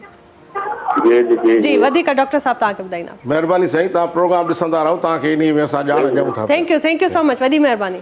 जी जीअं सभ खां पहिरीं हक़ीक़त में त मां इहो चवां त प्रोग्राम में टाइम बि घटि आहे, पर तव्हां शुरूअ में इन ते ॻाल्हायो त अॼुकल्ह जेके स्कूलनि में ॿारनि में बीमारी उहे आहे त इहो कॉमन ॻाल्हि आहे। हाणे इन ते था 2 मिंट ॻाल्हायूं त असां पंहिंजे ॿारड़े खे जॾहिं स्कूल मोकिलियूं था पिया त असां घर जूं शयूं ठाहे ॾियूं। जेकॾहिं असांखे लंच बॉक्स ठाहे ॾियणो आहे त लंच बॉक्स में असां हुननि खे कोशिशि कयूं त घर जूं शयूं ठाहे ॾियूं, हुननि खे उहे फल फ्रूट घर ॾियूं, पर हुननि खे पैसा ॾेई घर न मोकिलियूं। छो जो जंहिं कैंटीन ते ॿार स्कूल मां वठनि था पिया उहे कहिड़े तेल में शयूं तरियल आहिनि। असांजा ॿार शौक़ु था पिया रखनि समोसे खाइण जो, पकोड़े खाइण जो, रोल खाइण जो। इहा आदत हुननि खां कढूं। जेकॾहिं असां हेल्दी फूड घर मां ठाहे, तव्हां ॾिसो न, जेकॾहिं 5 ॾींहं स्कूल थो ॿारड़ो वञे शहरनि में जेके प्राइवेट स्कूल आहिनि, त असां अल्टरनेट ते ठाहियूं, माना हिकिड़े ॾींहुं हिकिड़ी शइ ठाहे असां हुनजी लंच बॉक्स ठाहियूं। अच्छा, कहिड़ी शइ तव्हां इन शइ खे तव्हां कंटिन्यू कयो, पर पोइ इहो बि ॿुधायो त ॿार खाइनि नथा, त तव्हां ॿुधायो त कहिड़ी शइ कीअं ॾिजे त माना उन लंच बॉक्स में कहिड़ा कहिड़ा हुजनि, छा खाधा? सभ खां पहिरियों इहा आहे त ॾिसो न, टाइम बजेट कजे। असांजो अक्सर शहरनि में इहो आहे त सुबुह जो टाइम नथो मिले, छो जो राति जो देरि सां सुम्हूं था, पर असां जेकॾहिं टाइम खे बजेट कंदासीं त असां राति जो सवेर सुम्हूं त फजर जो सवेर उथूं त ॿार जे लाइ हिकिड़ो नाश्तो तयारु करियूं ऐं ॿारड़ो पाण खाए। असां वटि अक्सर कॉमन प्रैक्टिस थी वियो आहे त ॿार खे गेलींदा वञी था वैन ते विहारियूं, ॿार कुझु खाधो न खाधो उनखे वञी विहारियूं। इहो न कयो, तव्हां हुनखे थोरो पहिरियों सुझाव कयो। पोइ घर में हिकिड़ो पराठो हुजे, मानी हुजे, टुकुर खाए हिकिड़ो, हिकिड़े ॾींहुं तव्हां हिकिड़े आलूअ सां हुनखे नाश्तो करायो, ॿिए ॾींहं ते तव्हां ॾहीअ सां करायो, 3 ॾींहं ते तव्हां भले इवन पकोड़े सां करायो। मां इंडिया में ॾिसी आयुमि पूना में, त उते पकोड़े सां पिया नाश्तो कराइनि, त मां उनखां पुछुमि त भाई ये पकोड़े के साथ, तो उसने कहा कि डॉक्टर साहब इसमें ऑयल है और ऑयल आप लोग कहते हैं कि बच्चे का वेट बढ़ाता है। एक कॉन्सेप्ट मुझे है और बच्चे शौक से खाते हैं, घर के ऑयल का तैयार करता है। त जेकॾहिं ॾिसो हिकिड़े ॾींहुं आलूअ सां करायोसीं, ॿिए ॾींहं ते अंडे सां करायोसीं, हिकिड़े ॾींहुं पकोड़े सां करायोसीं, हिकिड़े ॾींहुं असां ॾहीअ सां करायोसीं, या का ॿी का शइ जो सुबुह जो ॿार खे खाराए। मां थो चवां त पर अमड़ या पीउ उन सां वेही गॾु खाइनि, तॾहिं ॿारु सिखंदो। पोइ स्कूल में उनखे उहा प्रैक्टिस न ॾियो। तव्हां स्कूल लाइ हुनखे को बिस्कुट ॾियो, तव्हां स्कूल लाइ को हुनखे फ्रूट न ॾियो, तव्हां स्कूल लाइ हुनखे को फल फ्रूट ॾियो।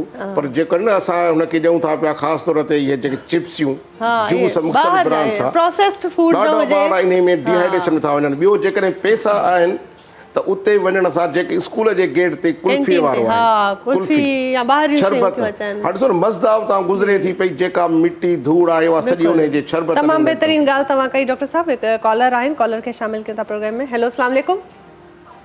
वालेकुम सलाम जी, केरु पिया ॻाल्हायो भाउ मुंहिंजा, किथां पिया ॻाल्हायो? तव्हांजो आवाज़ थोरो मूंखे डिस्टर्ब पियो अचे, अलाए लाइन में डिस्टर्बेंस आहे अलाए छा। जी, टीवी बंदि कयो, टीवी पंहिंजी बंदि कयो, असां सां ॻाल्हायो। तव्हां असांखे कॉल कई आहे मिठी खां पिया ॻाल्हायो। को सवाल आहे तव्हांखे, कुझु पुछणु चाहींदो? नंढड़ो छोकिरो उनजा चप पची पिया आहिनि। चप पची पिया आहिनि? अच्छा अच्छा। उमिरि घणी आहे नंढे जी? नंढड़े जी 11 साल उमिरि आहे। 11 साल आहे। टीवी ते प्रोग्राम ॾिसो महिरबानी करे। महिरबानी तव्हांजी, महिरबानी। प्रोग्राम ॾिसो पिया ऐं टीवी ते प्रोग्राम ॾिसो। जी जी, प्रोग्राम ॾिसंदा रहो। ऐं जेको आहे डॉक्टर साहब तव्हांखे इन हवाले सां वधीक ॿुधाइनि था, तव्हांखे गाइड कनि था। वॾी महिरबानी तव्हांजी। प्रोग्राम ॾिसंदा रहो, पंहिंजो ख़्यालु कयो। जी सर। भाउ मिठीअ खां तव्हां ॻाल्हि कई आहे, महिरबानी। तव्हां असांजो प्रोग्राम ॾिसो अथव पिया। हाणे असल वारी ॻाल्हि इहा ई पई थी हले पई त जेकॾहिं ॿारनि खे असां चिप्सियूं था पिया ॾियूं, मुख़्तलिफ़ ब्रांड जो, मां कंहिं नालो नथो खणां, लेस था पिया ॾियूं, उन जो इहो आहे त असांजी बी कॉम्प्लेक्स में बॉडी घटिजी थी वञे। जेकॾहिं असां उन जो रत ॾिसंदासीं त उन में MCV उहे रत जा ॻाढ़ा जुज़ा घटि आहिनि। पोइ उन जो नतीजो इहो निकिरंदो आहे त चप बि पची पवंदा आहिनि। ऐं ख़ासि तौर ते ही जॻहियूं ॾिसो, इते ज़ख़्म थी पवंदा आहिनि। जेकॾहिं असां चप जे अंदरूं ॾिसंदासीं त अंदरूं वात पकल हूंदो आहे। त हाणे इहो को वॾो मसइलो कोन्हे को। तव्हां इनखे बी कॉम्प्लेक्स जो सीरप पियारियो ऐं जेका निलस्टेट ओरल ड्रॉप्स ईंदा आहिनि, तव्हां उहो ॾींहं में 4 दफ़ा लॻारायोसि। अल्लाह से कंदो उन में बि बचड़ो तव्हांजो बहितर थी। जी जी, निलस्टेट मूंखे पंहिंजो बि इस्तेमालु कयल आहे, ॿारनि जे हवाले सां यूज़ड आहे। बहितरीन इहो हिकिड़ो ड्रॉप्स आहिनि, इहे इस्तेमालु कयो तव्हां। इंशाल्लाह तव्हांजी जेको आहे तकलीफ़ दूर थी वेंदी तव्हांजे ॿार जी। ऐं ज़बरदस्त। ऐं मूं छा पुछां, कॉलर आहिनि न आहिनि, छा सीन आहे असांजे डायरेक्टर साहब?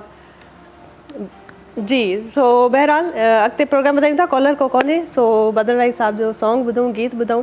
ऐं गीत ते वञण खां अॻु में मां गौरी साहब का पूछना, गौरी साहब आपकी कोई खास फरमाइश है? क्योंकि बादल राई साहब जो है ना बड़ी मुश्किल से मिलते हैं और इतने अच्छे गाने सुनाते हैं। जी बिल्कुल, तो फरमाइश करने की बात ही नहीं है। तो लेकिन जो अच्छा सुना रहे हैं, मुझे लग रहा है कि आप भी बहुत अच्छा गा सकते हैं। नहीं, मुझे लग रहा है कि आप गा। मैं वो काम करता हूँ जो कर सकूँ।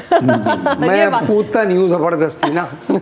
ठीक है, वरना लोग बोलेंगे इसमें भी रोजी पे हमारे लात मार रहे हैं। क्या बात है, क्या बात है। नहीं, लेकिन इंसान का जो हुनर है, जो एक फन है, वो हर किसी का अपना नसीब है। नसीब होता है। जी जी, चले जी जी बादल राई साहब।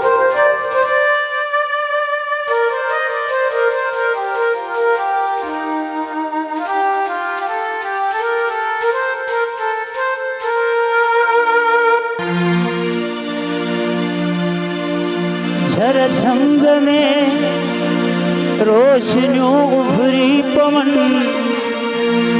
पर पटन में जिंदगियों उसरी पवन। मान जन जियरे जग में जन्नतों, ऐ सिंध तुंहिंजा ॻोठ जे निकिरी पवन।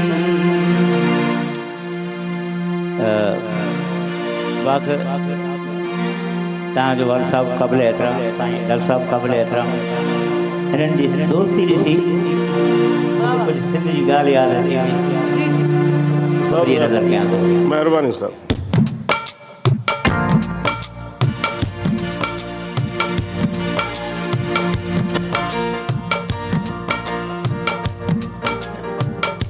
अच्छो पहरान पातो मूं सजो मेहरान पातो मूं अच्छो पहरान पातो मूं सजो मेहरान पातो मूं भेटाईअ जे अची भर में भेटाईअ जे अची भर में सचल सुरहान पातो मूं सचल सुरहान पातो मूं अच्छो पहरान पातो मूं सजो मेहरान पातो मूं अच्छो पहरान पातो मूं सजो मेहरान पातो मूं भेटाईअ जे अची भर में भेटाईअ जे अची भर में सचल सुरहान पातो मूं अच्छो पहरान पातो मूं सजो मेहरान पातो मूं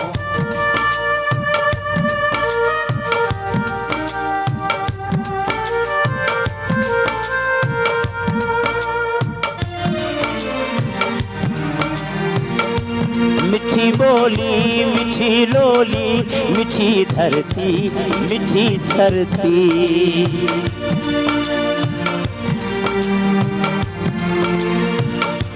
मिठी बोली मिठी लोली मिठी धरती मिठी सरती पंहिंजी अजरक ऐं पटके जी पंहिंजी अजरक ऐं पटके जी करे वाखाण पातो मूं अच्छो पहरान पातो मूं सजो मेहरान पातो मूं भेटाईअ जे अची भर में भेटाईअ जे अची भर में सचल सुरहान पातो मूं अच्छो पहरान पातो मूं सजो मेहरान पातो मूं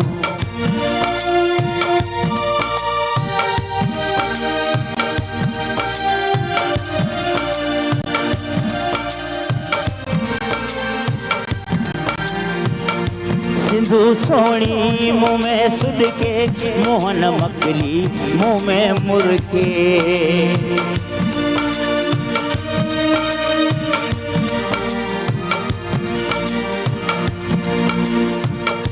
सिंधु सोणी मुँह में सिंधु सोणी मुँह में सुड के मोहन मकली मुँह में मुर्के दूल्हा दो दो मुँह में धड़के दूल्हा दो दो मुँह में धड़के सुर हर साण पातो मूं अच्छो पहरान पातो मूं सजो मेहरान पातो मूं भेटाईअ जे अची भर में भेटाईअ जे अची भर में सचल सुरहान पातो मूं अच्छो पहरान पातो मूं सजो मेहरान पातो मूं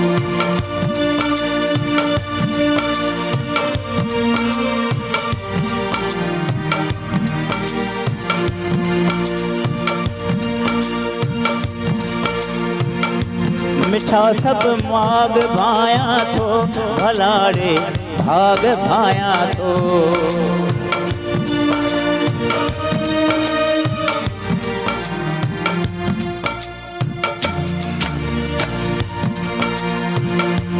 मिठाड़े माग भाया थो भलाड़े भाग भाया थो पंहिंजन मारन ऐं प्यारन खे पंहिंजन मारन ऐं प्यारन खे ॾिसो ही हाण पातो मूं अच्छो पहरान पातो मूं सजो मेहरान पातो मूं भेटाईअ जे अची भर में भेटाईअ जे अची भर में सचल सुरहान पातो मूं अच्छो पहरान पातो मूं सजो मेहरान पातो मूं अच्छो पहरान पातो मूं सजो मेहरान पातो मूं वाह वाह वाह वाह ज़बरदस्त बहितरीन कलाम हुयो ॾाढी टची पोइट्री हुई ऐं डॉक्टर साहब बि ॾाढा इमोशनल थी विया जज़्बात में अची विया आहिनि नाज़रीन साई वठूं था साई खां पोइ वरी वापसि अचूं था ऐं ॾिसंदा रहो असांजो प्रोग्राम जारी आहे अञा। सलाम Sindh. Salam Sindh, Salam Sindh, Salam Sindh, Salam Sindh, Salam Sindh, Salam Sindh। जी नाज़रीन, वेलकम बैक। ऐं ब्रेक खां पोइ हाज़िर आहियूं ऐं ज़बरदस्त प्रोग्राम आहे, हले थो पियो, जारी आहे। अच्छा, ॾाढियूं सुठियूं ॻाल्हियूं पियूं हलनि पियूं। कचहरी कईसीं, असां वटि अलॻि अलॻि फील्ड सां वाबस्ता महिमान आहिनि। डॉक्टर वहीद पीरज़ादा साहब आहिनि जेके पेडिट्रिशियन आहिनि। ॿारनि जी सिहत जे हवाले सां ॻाल्हि ॿोल हले पई। ऐं गौरी साहब आहिनि जेके बहितरीनु एक्टर आहिनि, मीडिया सां रिलेटेड जेके कमु था कनि पिया, मॉडल आहिनि, डायरेक्टर आहिनि। सो इहे जेके अलॻि अलॻि फील्ड्स आहिनि न, इंसान कंहिं बि फील्ड में कमु करे, मां इहा अक्सर ॻाल्हि पढ़ंदी बि आहियां, मूंखे नज़र बि ईंदो आहे, मां मञंदी बि आहियां, मुंहिंजो अक़ीदो बि आहे इन ॻाल्हि ते। त फील्ड कहिड़ी बि हुजे, इंसान जे अंदरि जी जेका इंसानियत आहे न, उहा बरक़रार रहणु उनजो तमामु घणो ज़रूरी आहे या लाज़मी आहे। छो त तव्हां में उहा जॾहिं ह्यूमैनिटी न आहे, उहो अहसासु कोन्हे, त तव्हां पंहिंजे फील्ड सां बि मां सम्झंदी आहियां त इंसाफ़ नथा करे सघो, चाहे उहा कहिड़ी बि फील्ड हुजे। जेका अॼुकल्ह जे दौर में तमामु घटि आहे, त माण्हुनि जे में असांखे इंसान में इंसानियत कोन थी मिले पई। सो ॾाढो इहो हिकिड़ो वॾो अलमियो आहे, अनफॉर्चुनेट आहे। पर मां पोइ बि कुझु माण्हू अहिड़ा आहिनि जेके तव्हांजी ज़िंदगीअ में हिकिड़ो वॾो किरदारु अदा कनि था, ऐं उन्हनि जो जेतिरो बि नंढो या वॾो जेतिरो बि अरिसो तव्हांजी लाइफ में आहिनि, उन सां उनजो जेतिरो बि कॉन्ट्रीब्यूशन आहे, उन सां हिकिड़ी अञा वधीक उत्साह पैदा थिए थो ज़िंदगीअ में, अञा इंस्पिरेशन थी मिले, मोटिवेशन थी मिले, ऐं इंसान खे अॻिते वधण जी अञा हिकिड़ी मां चाहींदसि त पैशन आहे जेको जनम थो वठे इंसान जे अंदरि। ऐं इन ई एम्बिशन खे, इन ई पैशन खे इंसान जेतिरो जल्दी ऑन करे ऐं कोशिशि करे त उनखे पॉज़िटिवली अॻिते यूज़ करे, यूटिलाइज़ करे, त ज़िंदगी अञा आसान थी वेंदी ऐं तव्हांजी ज़िंदगीअ सां वाबस्ता कुझु ॿियनि माण्हुनि जी बि ज़िंदगी संवरजी वेंदी। सो इन करे इंसानु ज़ाहिर आहे ज़िंदगी में अचे थो त सिर्फ़ु पंहिंजे करे त ज़िंदा नाहे रहणो, ऐं घर भाती आहिनि, मिट माइट आहिनि, उन सां गॾु दोस्त यार आहिनि। ॿियो वरी त बेशक कुझु माण्हुनि खे तव्हां नथा सुञाणो, स्ट्रेंजर्स आहिनि, पर पोइ बि ईंदे वेंदे जेॾो थी सघे तव्हां माण्हुनि जो ख़्यालु कयो की इंसान जो जेको आहे उहो अहसासु रखो इंसानियत जो पंहिंजे दिलि में। डॉक्टर साहब, थोरा त तव्हांजा बहितरीनु तव्हां ॻाल्हियूं कयूं, ऐं जेके बि ॿारनि जे हवाले सां बीमारियूं हुयूं ऐं उन हवाले सां तव्हां जेके ॿुधायो, उमेदु आहे त असांजे ॾिसंदड़नि खे बि सम्झ में आई हूंदी ॻाल्हि, ऐं तव्हांजो ज़ाहिर वक़्तु क़ीमती आहे ऐं तव्हां आया असां वटि, ऐं ॾाढी सुठो असांखे लॻो, ऐं वॾी महिरबानी तव्हांजी। Thank U. ऐं गौरी साहब, आपका भी बहुत शुक्रिया, और बहुत ज़बरदस्त किस्म की आपकी जो पूरे एक जर्नी है, अपनी पर्सनैलिटी है, और आगे भी काम करते रहें। फ्यूचर प्रोजेक्ट्स के बारे में मैं आखिरी सवाल आपसे कहना चाहूँगी कि फ्यूचर प्रोजेक्ट्स आपके क्या है? अभी आपने बोला एक तो मूवी है शायद तलाश, आपने बोला आने कर रहा हूँ मैं ना जी, अभी जो कर रहे हैं उसको अभी शूटिंग प्रोसेस में चल रही है, शॉर्ट मूवी है, अभी चल रहा है, प्रोसेस है उसका। आप उसमें एज एन एक्टर हैं या डायरेक्टर? मैं एक्टर ही हूँ उसके अंदर, और एक्टिंग ही कर रहा हूँ, और मैंने आपको बताया कि विलन का कैरेक्टर है, विलन का कैरेक्टर जी जी। अच्छा, ठीक है, ज़बरदस्त, बेहतरीन, और हम लोग लुकिंग फॉरवर्ड हैं कि आपकी वो मूवी आएगी और हम देखेंगे इंशाल्लाह। Best of luck for your future plans, and thank you so much हमारे प्रोग्राम में आप आए, बहुत शुक्रिया। नाज़रीन, बेहतरीन प्रोग्राम हुयो, ऐं प्रोग्राम जेको तावन हुयो सो तावन हो GFS बिल्डर्स एंड डेवलपर्स जो। GFS बिल्डर्स एंड डेवलपर्स आसान महीननि जी किस्तुनि ते प्लॉट ॾियनि था। सिर्फ़ु जेको आहे 35 लखनि वारो प्लॉट सिर्फ़ु 26 लखनि में ऑफर था कनि। बहितरीन इन्हनि जी इहा स्कीम आहे, जंहिंखे घर वठिणो आहे, प्लॉट वठिणो आहे, GFS बिल्डर्स एंड डेवलपर्स खे कॉन्टेक्ट करे था सघनि। कॉन्टेक्ट डिटेल्स तव्हांखे स्क्रीन ते नज़र ईंदा हूंदा। हुन सां गॾु असांजे प्रोग्राम खे जंहिं तावन कयो आहे से बेंचमार्क प्रेस वॉर्ड्रॉप वारा आहिनि, जिन मूंखे ही जेको वॉर्ड्रॉप पातल आहे उहो स्पॉन्सर कयो आहे। बहितरीनु वॉर्ड्रॉप आहे, ऐं इन जी डिज़ाइनिंग, कलर्स, ऐं जेको इन जी एलिगेंसी आहे न, उहा ज़बरदस्त आहे। इंसानु ज़ाहिर आहे जाॾे वञे थो त कोशिशि करे थो त तव्हांजो लटो कपिड़ो सुठो हुजे, छो त उन जी प्रेज़ेंटेशन ॾाढी सुठी हुजे। त इन सां इहो हिकिड़ो मां चाहींदी आहियां त इंसान खे जंहिंसां मिलणु थो वञे या जंहिं कम जे लाइ थो वञे, जंहिं ख़ासि ओकेजन जे लाइ थो तयारु थिए पियो, त उनखे बि हिकिड़ी रिस्पेक्ट ॾियण जो तरीक़ो आहे त तव्हां तयारु थी उन माण्हू सां मिलंदा त उन नेक्स्ट माण्हूअ खे, उन अॻिले माण्हूअ खे ख़ुशी थींदी त तव्हां उनजे करे सुठा कपिड़ा पाए तयारु थी करे मिलिया आहियो। ऐं इन सां इंसान जी पंहिंजी बि पर्सनैलिटी ग्रो कंदी आहे, ऐं ॾाढो सुठो इन जो इम्पैक्ट पवंदो आहे। इन सां गॾोगॾु नाज़रीन, असांजो हीउ प्रोग्राम हुयो हींअर पुॼाणी ते पुॻो आहे। सुभाणे वरी नवनि महिमाननि सां गॾु वेलकम कंदासीं, तव्हां सां मिलंदासीं, मुलाक़ात कंदासीं। वेंदे वेंदे बादल राई जे गाने सां, उनजे गीत सां असां मोकिलाणी वठंदा आहियूं, तव्हांखे ख़बर आहे। ऐं मां चाहींदसि त मूंखे दुआनि में कयो यादि, पंहिंजो रखो खोड़ सारो ख़्यालु। अल्लाह भाई।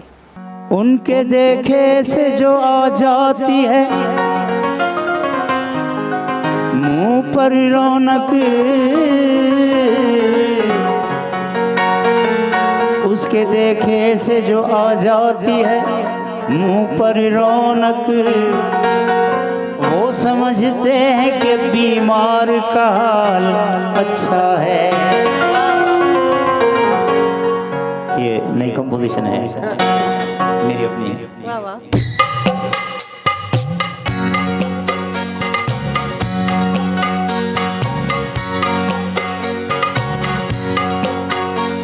क्या पूछते हो मुझसे, क्या मेरी जिंदगी है? क्या पूछते हो मुझसे, क्या मेरी जिंदगी है? उनसे बिछड़ के जैसे बेकैफ हर खुशी है। क्या पूछते हो मुझसे, क्या मेरी जिंदगी है? उनसे बिछड़ के जैसे बेकैफ हर खुशी है। क्या पूछते हो मुझसे, क्या मेरी जिंदगी है?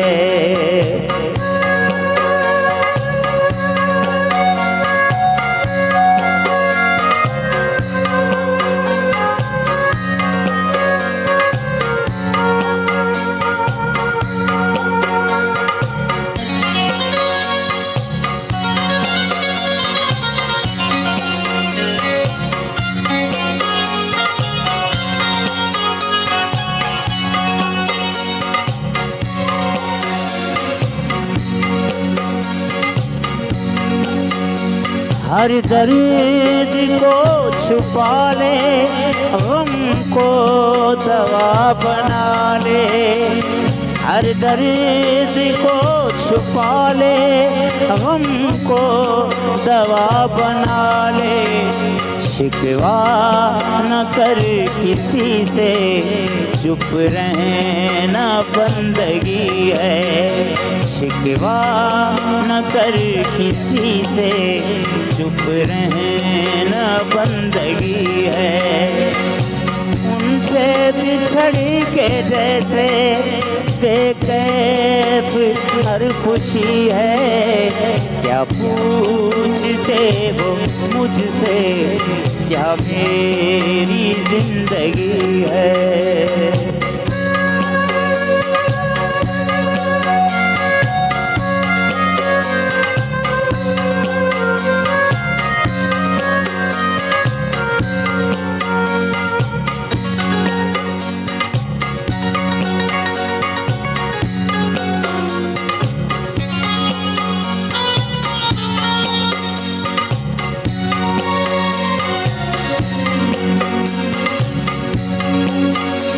ठुकरा के जा रहे हो, यूं मुँह भी मोड़ते हो।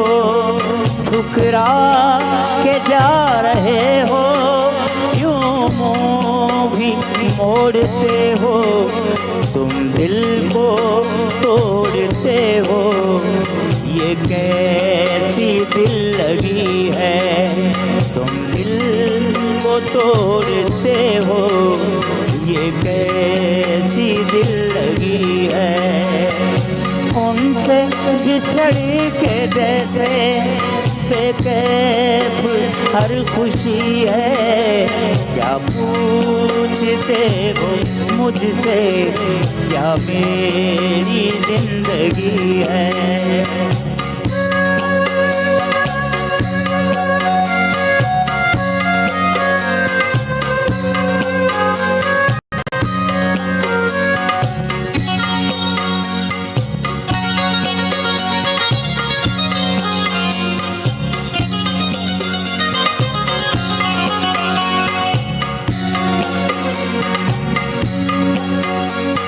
ये शहर में शराबा तुमको जो दिख रहा है।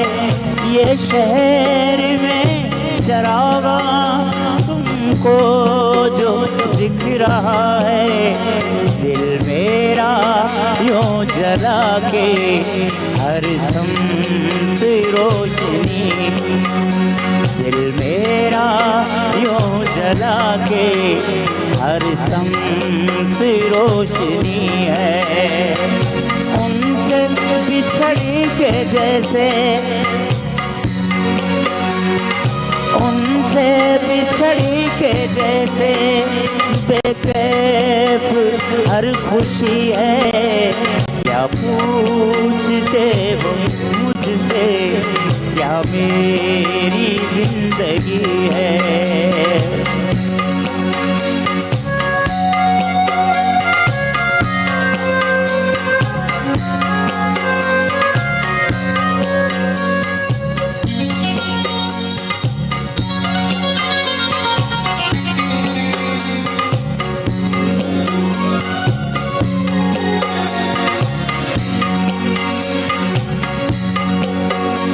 इतना सा है तारुफ मेरा चमन से लोगों, इतना सा है तारुफ मेरा चमन से लोगों।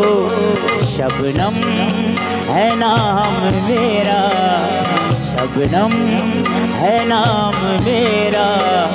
फूलों से दोस्ती है, शबनम है नाम मेरा। फूलों से दोस्ती है। उनसे बिछड़ी के जैसे बेकैफ हर खुशी है। क्या पूछते हो मुझसे, क्या मेरी जिंदगी है, क्या मेरी जिंदगी है। मॉर्निंग शो सलाम सिंध जा तमाम एपिसोड्स ॾिसो हाणे HD क्वालिटीअ में। विज़िट करियो असांजो YouTube channel Sindh TV HD।